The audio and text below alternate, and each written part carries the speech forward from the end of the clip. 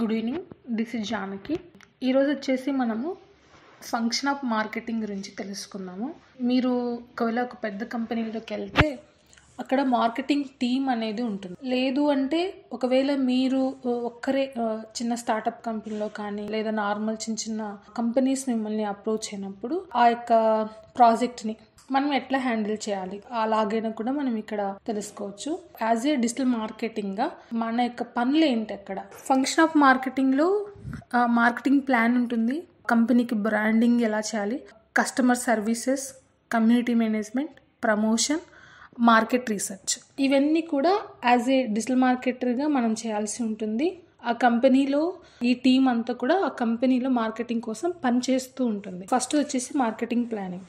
ఈ మార్కెట్ ప్లానింగ్లో ఏం చేస్తారు, సౌత్ ఇండియాలో వాళ్ళ యొక్క ప్రోడక్ట్ని సేల్ చేయడం స్టార్ట్ చేశారు. వాళ్ళ కంపెనీ ఇక్కడే ఉంది సౌత్ ఇండియాలో. సడన్గా వాళ్ళు నార్త్ ఇండియాకి వెళ్ళాలి. నార్త్ ఇండియాకి వెళ్ళాలంటే యాస్టీస్గా సౌత్ ఇండియాలో చేస్తున్న విధంగానే ప్రోడక్ట్ని సేల్ చేస్తే అక్కడ సేల్ అవ్వకపోవచ్చు, నష్టాలు రావచ్చు. అయితే నార్త్ ఇండియాలో బ్రాంచ్ స్టార్ట్ చేయాలనుకున్నా లేదా నార్త్ ఇండియా సైడ్ మనం ప్రోడక్ట్ని సేల్ చేయాలనుకున్నా ఆ మార్కెటింగ్ ప్లానింగ్ అనేది చాలా అవసరం. అంటే ఆ ప్రోడక్ట్ను ఫస్ట్ ఏ ప్లేస్లో మనము సేల్ చేయాలి, ఏ ప్లేస్లో కంపెనీ అనేది లేదా బ్రాంచ్ అనేది స్టార్ట్ చేస్తే యూస్ఫుల్ ఉంటుంది. ఆ ప్రోడక్ట్ని కొనలేని ప్లేస్లో మనము బ్రాంచ్ స్టార్ట్ చేసామనుకోండి, ఆ ప్రోడక్ట్ సరిగ్గా సేల్ అవ్వకపోవచ్చు. రెండవది, అక్కడ ఆ ప్లేస్లో ఆ ప్రైస్ ఎంత వాటికి కేటాయించాలి. కొన్ని ప్లేసెస్లో లో ప్రైస్ ఉంటేనే కొనగలుగుతారు, కొన్ని ప్లేసెస్లో హై ప్రైస్ ఉంటేనే వాళ్ళు కొంచెం క్వాలిటీ ప్రోడక్ట్గా భావించి కొంటారు. కొన్ని ప్లేసెస్లో హై ప్రైస్ అనేది వాళ్ళకి నార్మల్ అయి ఉండొచ్చు. సో ప్రోడక్ట్కి ప్రైస్ ఎంత ఇవ్వాలి. తర్వాత అడ్వర్టైజ్మెంట్, అక్కడ ఏ విధంగా అడ్వర్టైజ్మెంట్ ఇవ్వాలి, ఎన్ని రకాలుగా మనం అడ్వర్టైజ్మెంట్ ఇవ్వాలి. ఆల్రెడీ నేను మీకు టైప్స్ ఆఫ్ డిజిటల్ మార్కెటింగ్ గురించి చెప్పాను, ఏ టైప్లో డిజిటల్ మార్కెటింగ్ అనేది చేయాలి అన్నది. తర్వాత ఇన్ఫ్లుయెన్సర్, ఆ లోకల్లో ఉన్న ఇన్ఫ్లుయెన్సర్ ఎవరెవరు ఉన్నారో సో వాళ్ళ ద్వారా కూడా వీళ్ళ యొక్క బ్రాండ్ వాళ్ళ మార్కెటింగ్ని ప్రమోట్ చేసుకోవచ్చు.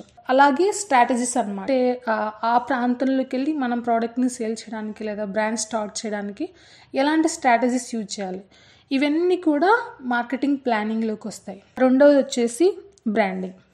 మనం ఎస్టర్డే వచ్చేసి కోకోకోలా బ్రాండ్ గురించి మనము మాట్లాడుకుంటూ వచ్చాము. అలాగే ఈ డిజిటల్ మార్కెటింగ్లో మనం ఏంటంటే ఒక స్టార్టప్ కంపెనీ ఉంది, వాళ్ళకి జస్ట్ ఒక ఐడియా ఉంది. తర్వాత ఐడియాతో మనల్ని అప్రోచ్ అవుతారు. వాళ్ళు అప్రోచ్ అయినప్పుడు మనము ఆ కంపెనీకి ఎలా బ్రాండింగ్ చేయాలి.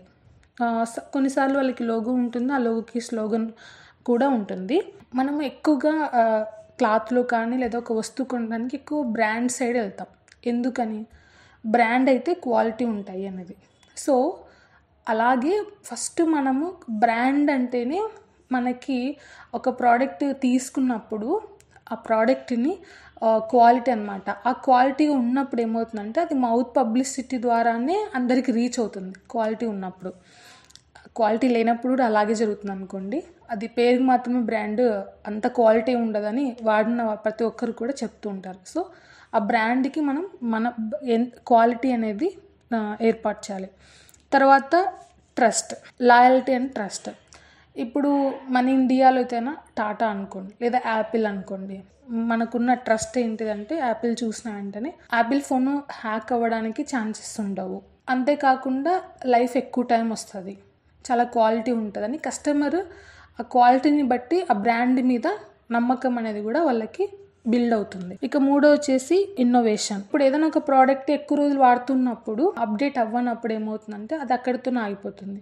ఎగ్జాంపుల్ నాకు తెలిసి అయితే కన్నా 90 కిడ్స్ ముఖ్యంగా నోకియా, సామ్సంగ్ కీప్యాడ్ సెల్స్ ఎక్కువ వాడేవాళ్ళు. తర్వాత అప్గ్రేడ్ అయిపోయి టచ్ ఫోన్స్ వచ్చాయి. ఇప్పుడు నోకియా, సామ్సంగ్ వాళ్ళు ఈ అప్గ్రేడేషన్ అంటే ఈ టచ్ ఫోన్ వాళ్ళు క్రియేట్ చేయకపోతే కీప్యాడ్ సెల్తోనే ఆగిపోయారు అనుకోండి, ఆ ప్రోడక్ట్ని ఇంకెవరు కూడా కొనరు. వాళ్ళ మ్యానుఫ్యాక్చరింగ్, వాళ్ళ బ్రాండింగ్ అంతా కూడా తగ్గిపోతుంది. సో ఇన్నోవేషన్ అనేది కూడా ఇంపార్టెంట్. తర్వాత టార్గెట్, అంటే ఈ టార్గెట్ అంటే ఎలా అంటే ఇప్పుడు యాపిల్ గురించి చెప్తాను. వాళ్ళ టార్గెట్ కస్టమర్ ఎవరంటే రిచ్ పీపుల్స్. బేసికలీ ఆ రిచ్ పీపుల్స్ అని పూర్ పీపుల్స్ అని వాళ్ళు టార్గెట్ చేయలేదు. సో బ్రాండింగ్కి టార్గెట్ ఆఫ్ కస్టమర్ కూడా చాలా ఇంపార్టెంట్ అనమాట. తర్వాత అవేర్నెస్. ఒక బ్రాండ్ ఉంది, ఆ బ్రాండ్కి అన్ని మెజర్స్ కరెక్ట్గా ఉన్నాయి, అంటే క్వాలిటీ ఉంది, పీపుల్స్లోకి వెళ్తే దానికి తప్పకుండా అది మంచి రివ్యూస్ వస్తుంది అంత తెలుసు. కానీ అదంతా ఇక్కడ మనం తయారు చేసాం. తర్వాత ఆ బ్రాండ్ గురించి మనము పీపుల్స్లోకి వెళ్ళి అవేర్నెస్ ఇవ్వాలి. సో ఈ బ్రాండ్ క్వాలిటీ ఇలా ఉంటుంది, ఈ బ్రాండ్ యూజ్ చేస్తే ఇలాగ ఉంటుంది అని ఆ బ్రాండ్ని మాటికి మనం హైలైట్ చేస్తూ అవేర్నెస్ అనేది ఇవ్వాలి. సో ఇది బ్రాండింగ్ సంబంధించింది. ఇప్పుడు పతంజలి వచ్చేసి నూడిల్స్ని, చాక్లెట్ని సేల్ చేస్తూ ఉంటుంది. అది పీపుల్స్లోకి ఎలా తీసుకొని వస్తుంది అంటే మేడ్ ఇన్ ఇండియా అనే ఒక ఎమోషన్తో ప్రోడక్ట్ని ఎక్కువ సేల్ చేయడం జరుగుతుంది అనమాట. మన ఇండియా, మన ప్రోడక్ట్ అనే ఉద్దేశంతో. మూడో వచ్చేసి కస్టమర్ సపోర్ట్. ఈ కస్టమర్ సపోర్ట్ ఏంటంటే ట్విట్టర్లో చూసినట్లయితే కొంతమంది కొన్ని బ్రాండ్స్ని ట్యాగ్ చేసేసి వాళ్ళ యొక్క ఎక్స్పీరియన్స్ని కింద మెన్షన్ చేసింటారు. ఈ ప్రోడక్ట్ లో క్వాలిటీ ఉంది, లేదా ఈ ప్రోడక్ట్ గురించి మళ్ళీ రిటర్న్ పంపిస్తే కస్టమర్ కేర్ వాళ్ళంతగా రెస్పాండ్ అవ్వలేదు, లేదా ప్రాపర్ రెస్పాన్స్ లేదు, రెస్పాండ్ అయ్యారు కానీ మాకు దానికి సంబంధించిన మాకు మనీ పేమెంట్ జరగలేదు, ఇలాగా కస్టమర్స్ రకరకాల కంప్లైంట్స్ రైట్ చేస్తూ ఉంటారు, అక్కడ ట్యాగ్ చేస్తూ ఉంటారు. సో నా ఎక్స్పీరియన్స్ నేను చెప్తున్నాను. నేను ఒక కంపెనీలో పనిచేస్తూ వచ్చాను. అక్కడ నేను వాళ్ళ సోషల్ మీడియాలో చాలా నెగిటివ్ రివ్యూస్ ఉండేవి, అంటే కస్టమర్ కంప్లైంట్స్ అనమాట.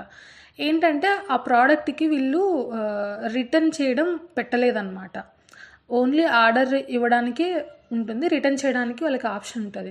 ఆ క్వాలిటీ బాగున్నా లేకపోయినా వాళ్ళు కొనాలి, అంతే, దర్శాలు.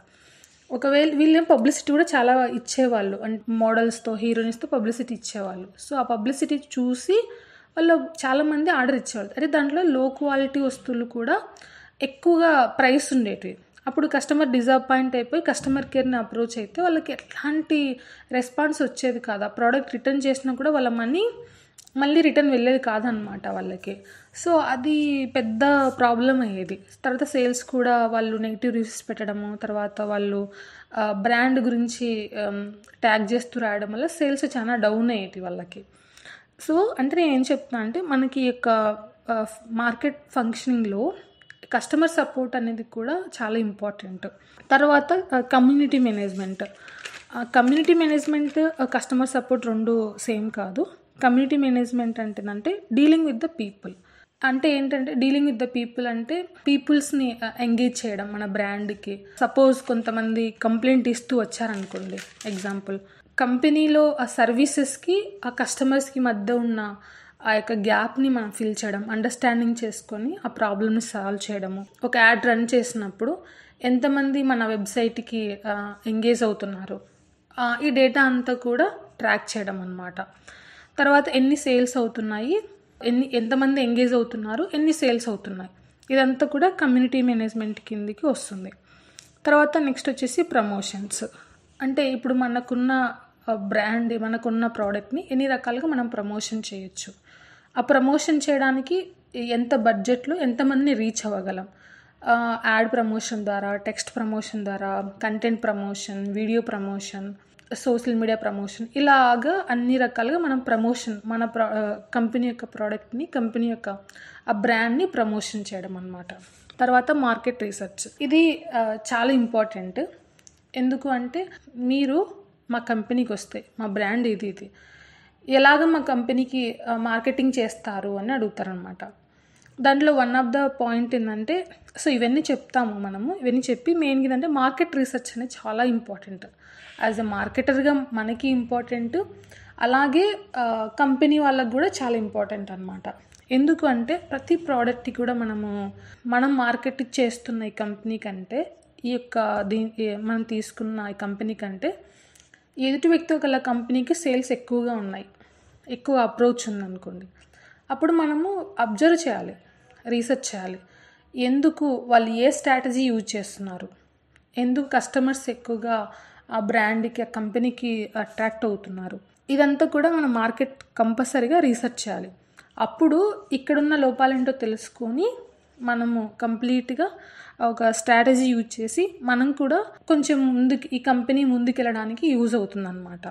అంటే వాళ్ళు సక్సెస్ అవ్వడానికి ఎలాంటి స్ట్రాటజీ యూజ్ చేస్తున్నారు, సో ఇక్కడ ఫెయిల్ అవ్వడానికి మనం ఏమీ యూజ్ చేయడం లేదు, సో ఏం చేస్తే ఈ కంపెనీ ఈ ప్రోడక్ట్ని మనం పీపుల్స్లోకి తీసుకెళ్ళవచ్చు, ఇదంతా కూడా మార్కెట్ రీసెర్చ్ అనమాట.